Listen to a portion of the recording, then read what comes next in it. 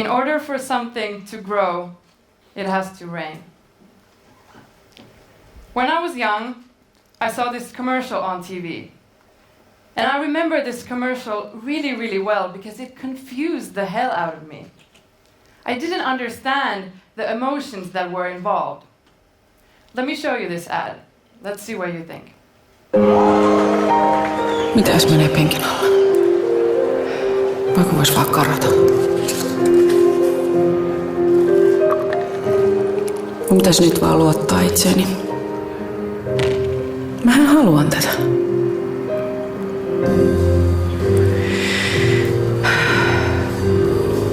Mä en vois elää ilman tätä jännitystä.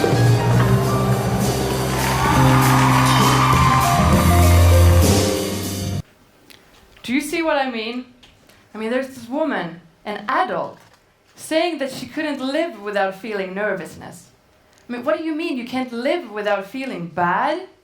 You can't live? I really did not understand this at all, and you will know why.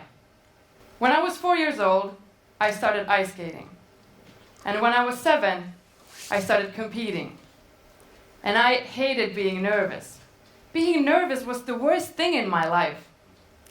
At competitions, I would stand there next to the ice rink with my coach next to me, and I would wait for the previous skater to finish.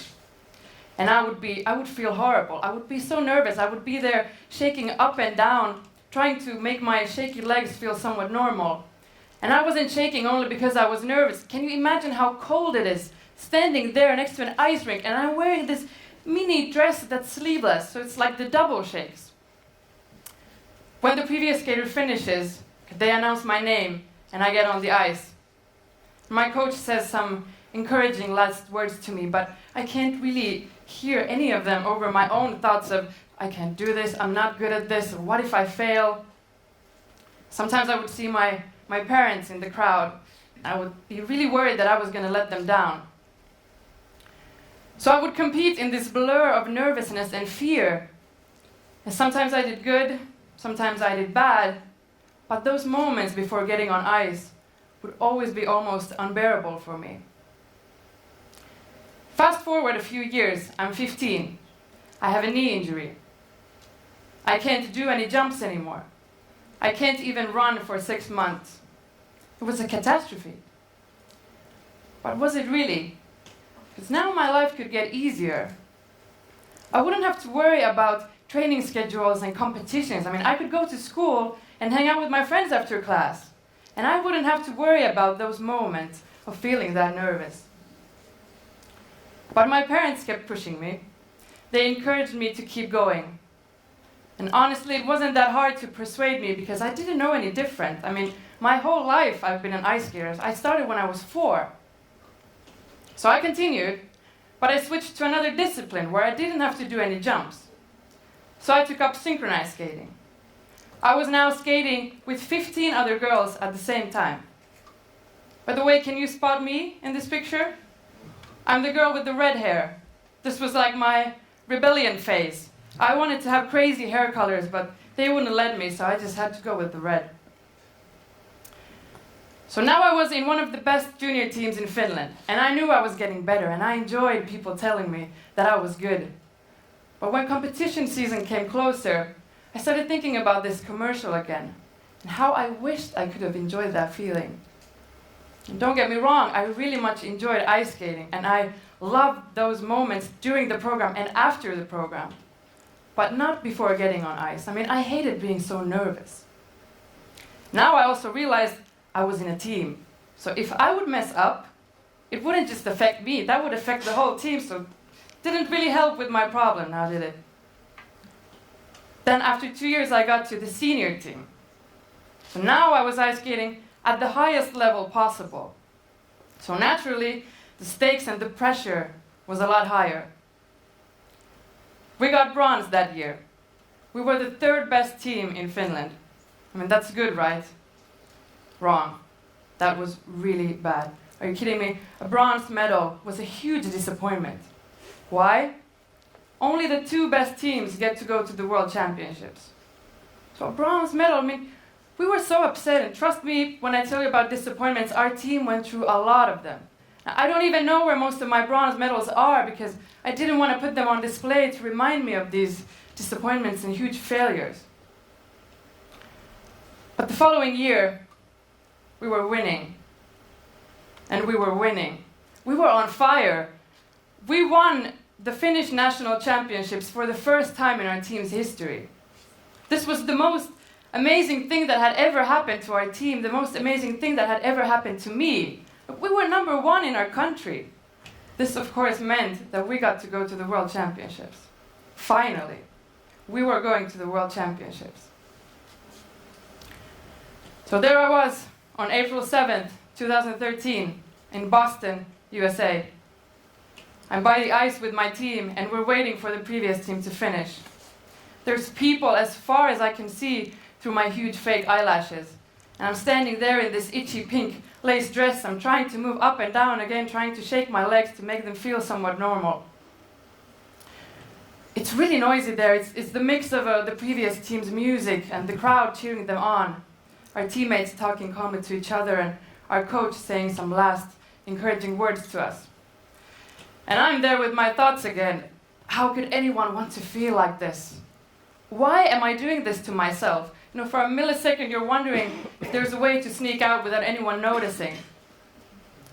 And I can smell the sweat and the cold and the ice and of course the hairspray. Do you have any idea how much hairspray we put in our hair to make it look the way it does? We are the last team to skate. And the team that's in front of us, it's the US. And we are in the US. So if you thought the noise was bad before, you can imagine how it was when they finished. Because they were nearly perfect. It was a standing ovation for them. Okay, so we just needed to go out there and we needed to be amazing. We needed to make a performance of a lifetime. And that's exactly what we did. We won. We became world champions that day. If you're wondering where I am in this picture, I'm at the very top. I'm the one who's the most red in the face because I could not stop crying. I don't think I will ever be able to describe that feeling. And I'm not sure I want to try, but I can say that I was happy. I was really, really happy. But life went on, and ice skating went on. A few years, and I was even made one of the team captains. Like, I had come a really long way. But as I was turning 22, I was already getting quite old for ice skating. And I decided, okay, it's time to do other things in my life. Like get a job, start earning money. So I took up a few jobs. I was working in a bakery, in a few clothing stores, in an eco shop. I was earning a fairly good amount of money for the first time in my life. But after a while, what I experienced I can only describe as an identity crisis. Who was I? Who was I now that I wasn't an ice skater anymore? I mean, my whole life I'd been an ice skater, and now I wasn't. And where was I going? But most of all, what happened to those extreme emotions? I realized now that I didn't feel that uncomfortable anymore. I didn't feel that nervous and insecure. I also didn't have amazing feelings of accomplishment and joy. Like, I wouldn't say I was sad, but I had nothing to be really excited about. My life felt like it felt flat. And I wanted to grow. I needed to feel something again. And that's when it occurred to me. That commercial. I finally understood it. I mean, I got the message. I understood that I couldn't live without these feelings of nervousness. I needed to feel that again. I couldn't live without them, I realized. And that's when I realized, in order for something to grow, it has to rain. I realized, in order for me to feel complete joy and feelings of accomplishment, I need to go through that pain and that discomfort. It wasn't clear to me before that those moments that I hated, those moments of nervousness, would be the best things to have in my life. Because once I overcame that, once I got through those feelings, I felt amazing. It's like no other feeling. I felt victorious. And now I felt flat.